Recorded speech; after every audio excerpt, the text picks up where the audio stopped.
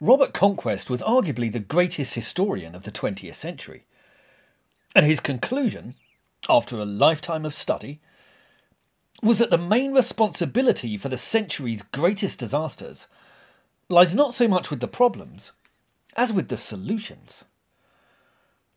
As a result of these solutions, the 20th century was what we might call troubled. I bring this up because the same thing is happening again. Large numbers of people are attempting to address what they see as problems in the world, but all they're doing is making things worse. Much worse. The world is sliding into derangement, and the current mania is following the same four-step process that repeatedly led to carnage in the 20th century. A group of people claim to be oppressed by a privileged elite. They make hysterical claims which greatly exaggerate issues and twist evidence. They respond with violence, rioting, wide-scale destruction and demands for submission, and the wider, moderate wing of the movement condones, defends, excuses and apologises for the radicals. Thus in flame, the destructive path that has been started on continues to escalate. Now there's usually a kernel of truth behind the ensuing mania, and this allows the activists to argue that their most alarmist claims are true, even when such claims fly in the face of all demonstrable evidence. Yet any counterclaims, any balance, any attempt to introduce a bit of reason or perspective gets screamed down by a furious mob. That was the 20th century, and you might think it all sounds rather familiar. The upshot of this is that we're set on a pretty worrying trajectory. And the annoying thing is, there's absolutely no reason at all for this to have happened. We live in the most free and tolerant societies on earth. But a lot of people have decided to act as if we live in the most corrupt and repressive regimes in existence. And their response has acted to significantly increase the societal strife and division they claim to oppose. It's a pretty predictable development for those of us who've studied history. And it's going to get a lot worse before it gets better. I'm not suggesting it will get as bad as it was in the 20th century. But what I am saying is, it would be a good idea to change course before we find out. Now the current furore is about racism. Yet there are two main problems with the current approach. The first is that it's based on a lie. And the second is that it's significantly worsening the problems that it hopes to address. Now, that's not to say that racism doesn't exist, or that there aren't issues to address in American policing. Racism clearly exists. This is undeniable. But it does not define our societies. And it's a critical error to assume that it does. More than this, we end racism by forgetting about it, not by obsessing over it. Instead of attempting to unite communities, Black Lives Matter is dividing them. The movement's stated policy is to desire chaos instead of order. But the student of history says, be careful what you wish for. If you want to know how to do protest properly, then you look to Gandhi, you look to Martin Luther King. Because we have to ask, is this current campaign making the world better, or is it making it worse? And we have to conclude, it's clearly making it worse. The fact is that the George Floyd incident was an aberration against Western society, not a reflection of it. And that's clear from any sensible evaluation of the evidence. But that evaluation isn't happening. In fact, the opposite is taking place. The BLM movement has looked at consequences, and it has deduced from these what the causes are. And the causes are racism. Always and eternally racism. But there's been no actual examination of the causes at all. Just a blithe assumption that racism must be behind every statistical anomaly. Now, Racism has been a significantly malignant force through American history, and many black communities in the US are deeply troubled.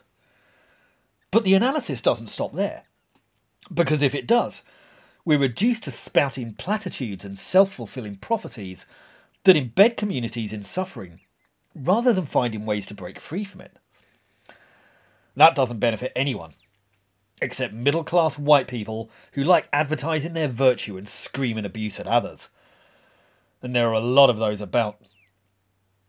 As long as there are problems in the world, they've got a lot to act self-righteous about, even if it's instinctive activism, which is born more of narcissism than any real thought or analysis.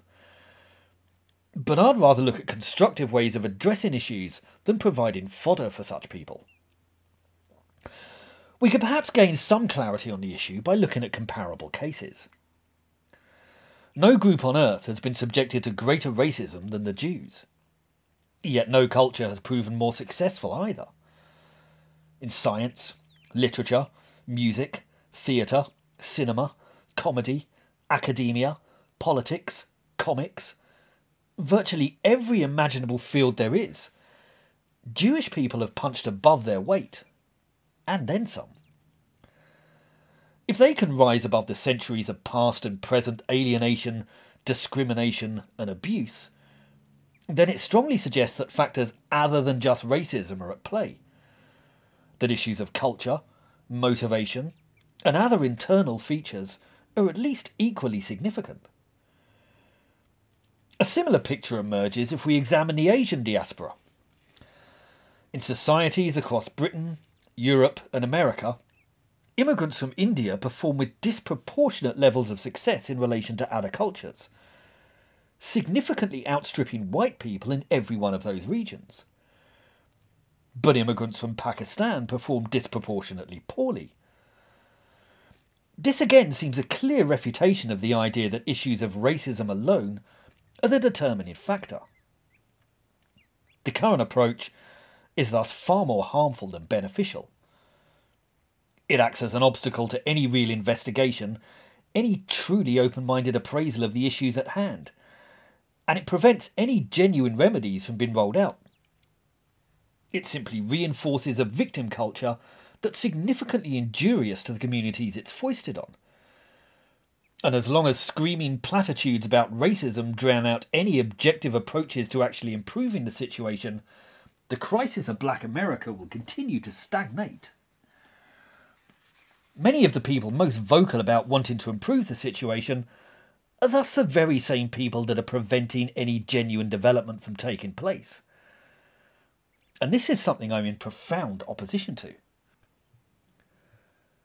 If we're looking at particular communities, we have to ask, do they accept any responsibility at all for their circumstances, for the condition of those communities, for their success in the societal and professional fields, and for their relations and interactions with the police? I think it's reasonable to suggest that they accept at least some responsibility there. But the BLM movement appears to disagree, because their answer to absolutely everything is racism. Yet this just doesn't help, and this shouldn't need to be explained. It's pretty universally accepted that if you tell a child, or a young person, that they'll never amount to anything, and that everyone hates them, then you'll significantly damage their chances in life. Whereas if you encourage them, then you will benefit them enormously. Yet exactly this approach is taken with millions of people. If you tell a certain community that they live in a racist society, that they have no hope of advancing, that everyone hates them and hopes to oppress them, and that their prospects are zero, they will react accordingly. They'll consider themselves victims, they'll bristle with resentment, and they may spurn long-term career goals for the short-term hit of criminality. And that response will destroy their prospects and confirm to them that they do live in a racist society, that they were right all along. But if you inform those same people that the world is tough, life is hard, racism exists, and they will certainly encounter it, but that if they apply themselves, then they actually have the chance to become anything they want in that society, even president, then you benefit them enormously. It also happens to be true. Now, I'm not suggesting for a second that these problems will end overnight if you change the narrative. But it's a start. And we also have to ask, what have been the real-world results of the BLM campaign? Thousands of poor black communities and poor black homes have been destroyed. Poor black businesses have been looted. At least 40 poor black people have been murdered in riots, while significant numbers of people have been pushed into opposing their agenda.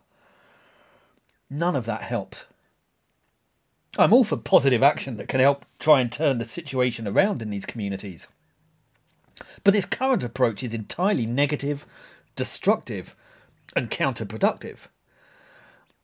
And has anyone thought that maybe, considering the circumstances in which he died, kneeling might be a slightly inappropriate way to show support for George Floyd? Shouldn't there have come a point where someone put their hand up and said, maybe it's not such a great idea? I think that's a possible indication of the lack of thought that's gone into this movement. And I think some people just don't know how ridiculous they look bowing down to this monolith. I'd like to congratulate Dominic Raab for refusing to play ball, and for doing so with considerable charm and grace. He was attacked for that, naturally, because a significant slice of the left have become so used to people cowering before their activism that they've come to expect it as a right.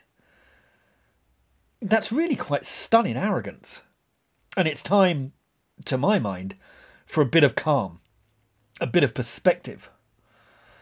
But the BLM movement is the polar opposite of that. And that's why I won't be kneeling either. If you've enjoyed this film, please like and subscribe.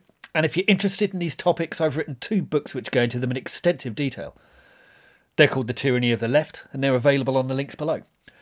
Please feel free to pick them up and let me know what you think. Thank you.